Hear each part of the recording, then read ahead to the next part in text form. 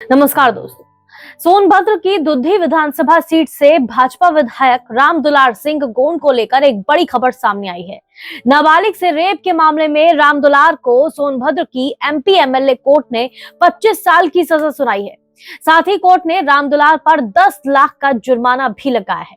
इस मामले में कोर्ट ने 12 दिसंबर को बीजेपी विधायक को दोषी करार देते हुए जेल भेज दिया था। सजा मिलने के बाद रामदुलार की विधानसभा की सदस्यता भी चली गई है। इससे पहले जब बीजेपी विधायक को दोषी करार दिया गया, तब पीड़िता के वकील विकास शाक्य ने बताया था कि केस के दौरान पीड़िता को समझौता करने के लिए रुपयों का लालच दिया गया था। इतना ही नहीं, तरह तरह से धमकियां भी दी गई थी। उन्होंने कहा था कि दोषी करार दिए गए विधायक रामदुलार सिंह गौड़ ने पीड़िता की शादी के बाद उसकी ससुराल जाकर भी धमकियां दी थी। रसूख का इस्तेमाल कर कई तरह से दबाव बनाने की कोशिश की थी, मगर उसकी सारी योजना फेल हो गई। पीड़ित पक्ष अपनी बात पर अडिग रहा और केस में लगातार पैरवी करता रहा।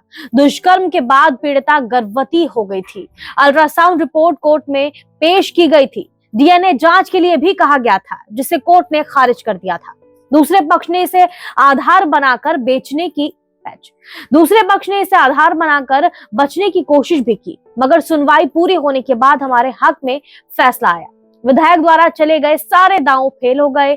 इतना ही नहीं, पीड़िता को बालिग साबित करने के लिए आरोपी पक्ष द्वारा परिवार रजिस्टर नकल में मिली भगत करके उसकी उम्र बढ़ा दी गई थी। कोर्ट में पेशी के दौरान पीड़िता की जन्म तिथि की पुष्टि नहीं हुई थी, मगर प्राथमिक विद्यालय के स्कूल के सर्टिफिकेट से साबित हो गया कि पीड़िता नाबालिग थी। और आखिरकार सच्चाई की जीत हुई और नाबालिग पीड़िता को इंसाफ भी मिला।